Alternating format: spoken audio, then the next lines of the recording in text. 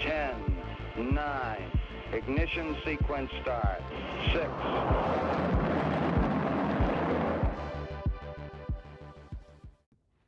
Hello, and welcome to Rocket Fuel, your daily update of everything that's happening in the Rocket Fuel community. My name is Wack. Today is July 24th, and today's episode is another one where you won't see my face, and maybe the sound quality will be a little bit lower than normal. However, I'll be back to normal from tomorrow, which is episode 221. I'll be back home and with my usual AV setup. So anyway, let's get started. The first thing is we have this update from Joe saying, hello, here at Node Operators. We have just released the first major Smartnode update since Atlas version 1.10. We've been working with this for quite a while in response to community feedback. The details can all be found in the patch notes on GitHub, though the important bits are covered in the summary below. So version 1.10 or 1.10 is a recommended update for the following node operators: people with Nethermind, Nimbus, Prism and Teku users, anyone that generates their own rewards trees instead of downloading the ones created by the ODAO. It's required for all ODAO members as it includes an important consensus change which is discussed below. This is important dates. Oracle DAO members must update to version 1.10 or later by epoch 219314, which is August 3rd at around midnight. To maintain consensus. For everyone else, it's low priority, update at your own convenience. Below is a list of the key changes and the full patch notes are on GitHub. So here we have a breaking change about exposing ports. The expose ports option for the execution client, the consensus client, MEV Boost and Prometheus has changed. Instead of using a simple on and off checkbox, it's now a drop down with 3 selections where you can have closed, which is the same as off, open to local host, which is a new setting that allows connections from your local machine only. This is desirable by people that run nodes on virtual private services or in the cloud, so those ports aren't exposed to the internet directly, and open to external hosts, which is same as previous on checkbox. If you previously had any checkbox enabled for exposing ports, such as if you missed them, if you use the machine as a fallback for a second node, you must select one of these options after upgrading to expose them again. Thanks Fornax, Popash and Patches for contributing to this. A new feature, rolling records. Rolling records is a new feature that can be used by the Oracle DAO members and by node operators that opt in to generate their own rewards trees. It will continuously capture the attestation performance of the Rocket Pool network for the current reward interval in real time instead of doing the entire interval at the end. This makes creating and reporting the rewards tree at the end of each interval practically instantaneous rather than taking several hours. However, doing so will cause your node to generate a stable snapshot of the entire Rocket Pool network every 4 to 6 minutes, which can be computationally intensive. Rolling records are only recommended for systems with extra CPU cycles and RAM to spare. Rolling records are still experimental at this time and are opt-in. Updated Nethermind, Nimbus, Prism and Teku. Note in testing, Nimbus is now much more reliable when using a fallback client, and set mainnet rewards interval version 12 to use reward spec number 6. An Oracle DAO must update to this before the next reward period. Several important bug fixes and improvements around nonce overrides and primary client sync checking thanks to patches. And then to install it, follow the guide and you'll get the information. And it says thanks to everyone, and then it says thumbs up to this first post to get the node operator role, and you can read the patch notes in the GitHub that is linked in the post. So thank you, Joe, for your hard work and getting this release out. Like Joe says, this is recommended update for node operators and low priority for certain node operators like myself. Oh no, it's recommended for me. And then for others, it's low priority, but if you're ODAO, this is a mandatory update, and if you generate your own trees, then you really need to update to this version. Okay, next we had some nice bit of news from the GMC vote. So that reached quorum. So let's have a look on the vote website, and let me just change the screen. Here we go. So here we have the update in the Grants Management Committee. So we have 5,700 votes in favor of this, 42 votes against this, and 13 votes to abstain. And that is 5,700 votes out of a required 5,500 votes. So we are now nicely over quorum. And some big votes came in voting for this, including Joe, Baldorf, myself, Ken, Ramana, Superfizz, etc. So this is really nice that this vote will pass, most likely, of course, because it's unlikely that those big users will change their votes to go against. Not only will enough of them change to go against that, more node operators are unlikely to come online to swing this way, the vote other way. Of course, however, the vote will close on August 3rd, so most likely the GMC will start using this new system from September 1st, which is really exciting. Like, I'm really excited about this because I really feel like it will help the GMC be much more effective at their jobs in terms of getting grants out more frequently, because we'll be doing it every month. It'll help us pay all the community members who've done work in the past, because we have a huge backlog of retrospective awards that we haven't been able to pay out for months now. So we'll be paying that out, and then also Schifrin's job as the GMC administrator will be established, which is really exciting. So that's awesome stuff. Okay, next we have this really cool tweet from Chainlink, who said that Chainlink price feeds reliably deliver high quality market data for a broad range of assets on chain. We're integrating the rETH price feed and Optimism to build secure DeFi markets around Rocket Pool's liquid staking token. So this is really wonderful. It's so funny, right? Like how this main Chainlink post here then gets the main reply on that is this scam post, like where they say 2 of 2. And there's a link to a scam tweet. So it's really easy to kind of get lost in this, and Twitter is honestly horrible to use right now because of this. It's just garbage. Every single post has these like scam replies to it. But anyway, going back to the main point, sorry about that little tangent. This is really wonderful because there's a lot of activity for rETH on Optimism, and what will happen because of this is those Oracle data, like on Beefy and like the Aura and Balancer stuff that's happening on Optimism will be a lot more reliable now, and a little bit less likely to be attacked. So that's really good to see. Let's move on from that. Next we have this screenshot from Invis with like a shocked face. Sorry, you can't see my face. Shocked face image, and this is PDAO bootstrap mode change reward distribution. Contract Rocket Claim Trust Node has been allocated 8% of the inflation, and then Rocket Claim DAO has been allocated 22% of the inflation. So here we can see what it looks like to change the rewards for the ODAO and the PDAO. However, there's a caveat here, is that this is on Goerli, it's not on mainnet, and Lang has hinted that they'll want to see a rewards period or two on Goerli before they update it on mainnet. Of course, the next rewards period on mainnet is on August 3rd, so late at night on the morning of August 3rd, late at night on August 2nd, depending on how you look at it and where you are. But this is on that one, Goerli. It's gone live, so they're going to see how it works for a couple of cycles before they put it onto mainnet. However, as you know, the ODAO inflation change vote went through, along with the PDAO and the ODAO charters, and in that the ODAO will be getting their pay cut in half, pretty much from 15% to 8% immediately, which is this next rewards period. And the PDAO will be getting their rewards increased from 15% to 22%.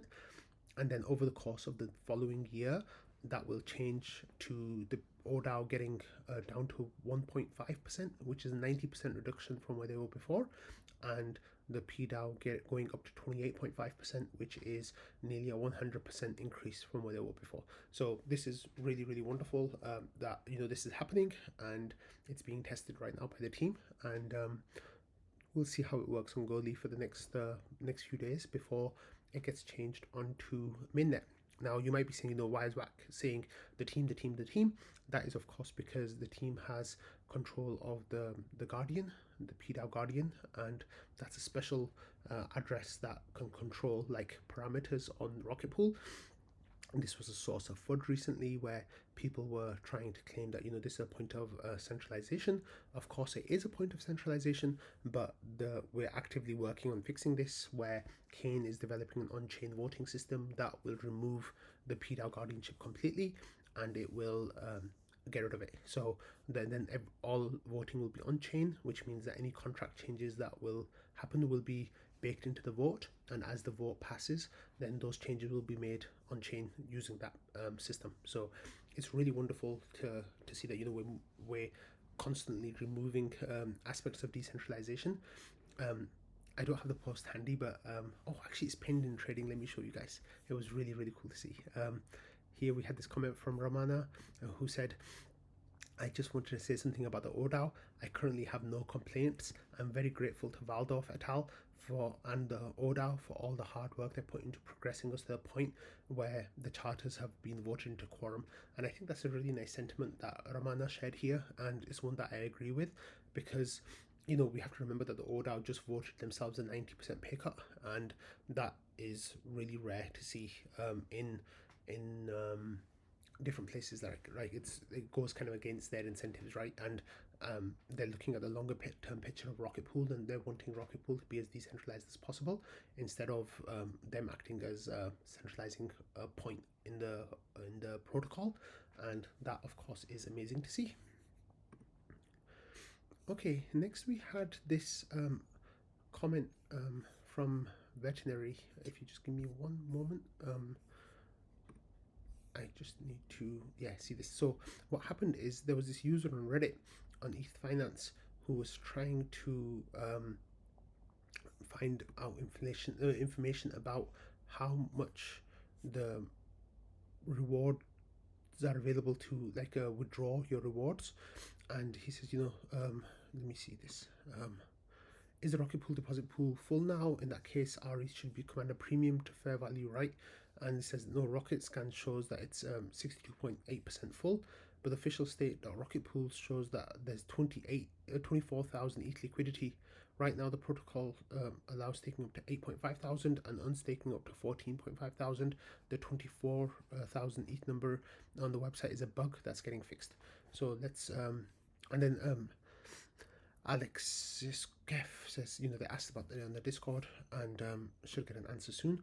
Well, people then went and talked about it on the Discord, and Patera says the message in events is correct. So Finbob says, does that answer how stake.rocketpool.net arrives at 24,000 ETH liquidity for burning rETH though? And it seemed like what happened was that the liquidity on the website is wrong, and you know, the liquidity number right here that's at the bottom on the screenshot that Noshua shared, there's a mistake there, and there's a bug basically. So what happened is that we can just jump ahead a little bit. So Noshua says here is that the bug is that the deposit pool get excess balance plus rETH get total collateral. That's double counting the deposit pool as a number. So there's a bug on the website. So if you are getting, you know, if you're trying to liquidate a whole lot of rETH, then sorry about that. But there's still enough that the vast majority of Rocket Pool users will be able to liquidate their rETH. But I think that will be fixed pretty quickly. And here Finbob took that information as well and confirmed that it matches pretty much exactly. So Noshua, to summarize, says, if somebody wants to clear up this on Reddit, right now the protocol allows staking up to 8.5 thousand ETH, and unstaking up to 14.5 thousand ETH. The 24,000 ETH number on the website is a bug, and Noshua let the person who works on the front end of the website know about it, and the front end of the website will hopefully get fixed soon. So that's nice. Okay, next we have this from Etherscan over here, which is a deposit into the smoothing pool. So here you can see Rocket Pool smoothing pool. That's where they went, and the deposit was value 8.2 ETH, pretty much, 8.19 ETH. 8.18 ETH, sorry, which was really nice. So this is a smoothing pool block that came into the smoothing pool yesterday, and it's one of the bigger ones that's come into the smoothing pool for sure. Let's have a look on. Let's have a look over here and to see where the smoothing pool stands right now. So smoothie. Invis has bots for everything. It's so awesome. So right now the smoothing pool has a balance of 237 ETH, This is a span of 18 days, so there's still 10 days of rewards left to go. And yeah, it's really nice that, you know, the smoothing pool nodes, we have 76.6% of nodes are in the smoothing pool, and in terms of mini pools, we have 57.7% of mini pools in the smoothing pool. That's really cool to see. So the rewards, of course, are a little bit lower than they have been in the past, but it's respectable. Like, the more activity on the Ethereum mainnet, the bigger the rewards. So that's definitely something to keep in mind. So yeah, smoothing pool's going well. Okay, next we have this update from State Garden, who were part of the hackathon at ETHCC in Paris that's just finished, and they were presenting a topic about a new kind of LST, which is a self-managed liquidity staking token portfolio that lets you make a token, like an index basket basically, that allows you to diversify and mitigate the risk, keeping yourself in control. So the way it works is with their software, you can, so this is what the I think it's just a test version at the moment. It looks like you create a portfolio. I've not played around with it too much. Yeah, so you create a portfolio and you say, like, you know, what the name of it is, what your token symbol will be, and then what balance you want to put of ST-ETH and rETH in there. I think at the moment those are the only ones they allow, and then you create your own garden basically. Now, this is a nice idea and everything, because it'll kind of like help you diversify like your LST risk.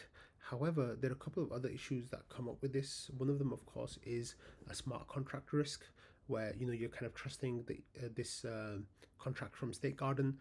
The second thing, of course, is that the token that you create will not be usable in DeFi. So one of the great things about rETH and ST-ETH and others as well is that, you know, you can go and do stuff with that in DeFi, right? Like, you can take your rETH to Gravita, where you can deposit it, take out a loan in Grai, and use that like to either leverage up, or, you know, real world expenses. You can take it to Aave, you can take it to Balancer, a whole different bunch of places. You can take your rETH and do stuff with it. With this State Garden token, like, it'll be a unique token that's only for you, and that won't have those same abilities. So you kind of like restricting yourself by getting a token like this. The only time this would really work is if there was like an IC ETH version that they had, basket DC ETH, sorry, that's what it's called. If you had DC ETH, where, you know, they build up enough liquidity that it's usable in DeFi, even that one I don't think has too much liquidity. But if you can build up enough liquidity for a token like that, then that could be used in DeFi as a basket of tokens or an index. But before that, it's really not. You're like restricting yourself massively, instead of just getting the tokens at the ratios that you want. You know, on either through the protocols like official means, or on a decentralized exchange, because you then can do so much more with those tokens. It just adds, like, you know, a tiny bit of friction, but I think you get much more in return for that. So while this is a nice idea, and they were one of the winners at ETHCC, I think the usefulness of the project isn't too great. Sorry guys. I wish you all the best of luck though. But yeah, okay, finishing up, there are a couple of things here that relate to Lido and Rocket Pool tangentially. But here we have this tweet from Jasper, where he's talking about Justin Drake speaking at ETHCC. So he says, listen to the Justin Drake MEV burn talk at ETHCC, and what stood out to me was the asymmetric benefits for rETH over ST-ETH. The average reward is 3 times the median. Eliminating the variance will help the little guy.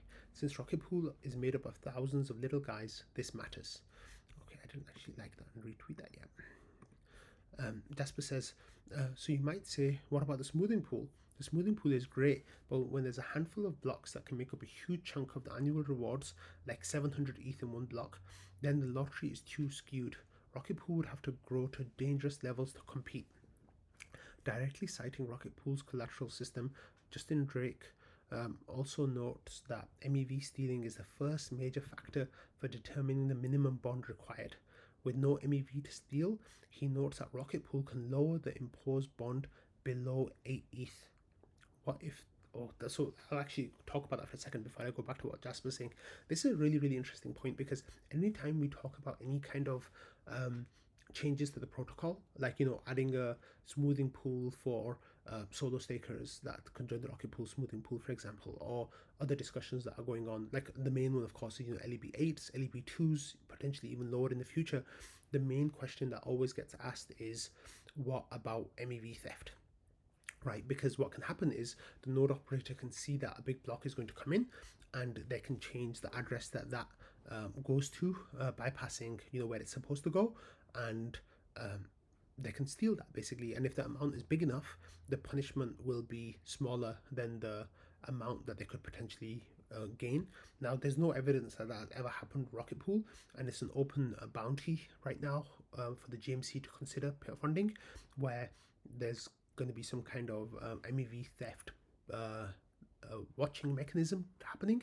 But until then, we just kind of have to see things as they happen, and for the community to kind of catch it. And so far, we haven't seen any MEV theft take place.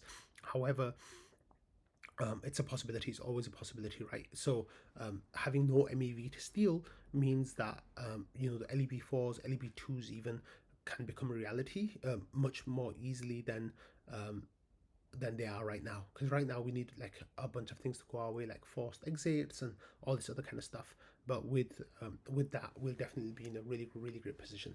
Now then, the question is what if, this back to Jasper, what if the 32 ETH floor is dropped to, so the minimum amount needed to stake on the validator, if that's dropped from 32 ETH down to, for example, 8 ETH. Jasper goes on to say, if the Ethereum protocol drops the requirement to 8 ETH, we might see Rocket Pool nodes validating with only 0.5 ETH of collateral. At the same time, returns are stabilized, and the high pure ETH returns from 15% commission are now more valuable, as ETH is inherently more scarce. Importantly, MEV burn does not improve the efficiency of Lido. They rely on social capital, not real capital, so eliminating MEV will only serve to hurt their economies of scale. Praise the little guy, and you can watch the full talk, there's a link there. So again, look, you're getting spam, junk replies. Twitter's horrible. And then Loki says, I get your point, but this help the little guy by ensuring everyone earns less, including the little guy. I think here there's a really interesting point, right? So if the MEV is burned instead of the MEV going to node operators, that might reduce your rewards by 1, maybe even 2%, depending on certain calculations. However, I think the gain of that is, what happens is the Ethereum network becomes so much better because of the MEV burn. Right now, some of the things that are happening with MEV will just not be tolerated in TradFi, front running, sandwich attacks, all of that kind of stuff that happens it makes it a bad experience to use Ethereum in some ways. And by removing those incentives, I think Ethereum just becomes a much better product overall. It is at the cost of income for node operators, but I think it's a cost worth paying, but that's just my opinion. I am not an Ethereum researcher or anything like that, so there are other people who know much better than I do, and please listen to them instead of listening to me. Okay, and finally we have this podcast that Vitalik appeared on, and in the podcast he talked a lot about Lido dominance. So at around 16 minutes and 40 seconds, Vitalik discussing different threats of Lido's dominance, including things like Lido governance could get attacked, Lido smart contract system might have a bug of some kind, and the main thing would be if there's any social slashing situation where the community kind of has to fork Ethereum. At that point, Lido's governance, they could throw their weight around in any kind of controversial social decisions. And what's happening is the research are fully intent in stamping their foot down against Lido and letting the too big to fail people fail. So let me just give an example, right? If there is a bug with Lido smart contract somehow, or Lido system that their node operators use, and all of the Lido stake gets slashed, for example, that would be a horrible situation. And I'm not saying that this is going to happen, but we have seen some Lido validators get slashed before, but I'm not saying that that's going to happen. I'm just saying if it happens, then that's 30 to 33% of the stake basically that will get slashed, and Lido will be in a really tough situation right now. In that situation, they would probably want to fork the Ethereum network to reach a state where those validators are not slashed. However, this idea of letting the too big to fail people fail, I think, is really important, where we need to be in a position now where like if you F up, then there's nothing that we as the community at large can do about that. And of course, this kind of thing also applies in other situations as well, where, for example, if USDC or USDT gets some kind of bug and all of it gets locked up, or all of it gets lost somehow, then at that point, if they are demanding an Ethereum fork, how will Lido respond in that situation, right? Being such a big part of the stake, what will they do in that situation? Will they let the too big to fail people fail or not? And these are some really, really like important existential questions for Ethereum, where not just Lido, but when any service gets too big, they start to exert a pressure on the protocol that kind of reduces the impartiality of the protocol itself, and the decentralization of the protocol, right? And at that point, like, we really need to see how we would tolerate that situation as a community, but also what we can do to stop that situation from arising. So, for example, with Lido, they have such a big amount of stake. The way that we stop Lido from having such amount of influence on the protocol would be by encouraging other staking services like Rocket Pool and others to take their share, and by taking their share, then the pressure and influence they exert on Ethereum would be more in line, like, with tolerable amounts from the community, rather than this outsized amount that they have at the moment. So yeah, with that in mind, I'm going to end today's episode. I really hope that I can go back to a morning cadence, and hopefully that will be the situation from now going forward. However, maybe that will work, or maybe it won't work, but if it does, that would be really amazing. But anyway, I hope you all had a lovely weekend. I'm still traveling, and I get back home late tonight on Monday night, so from tomorrow hopefully I'll be back on my normal cadence. But until then, I hope you all are all good, and I will see you all tomorrow. Bye.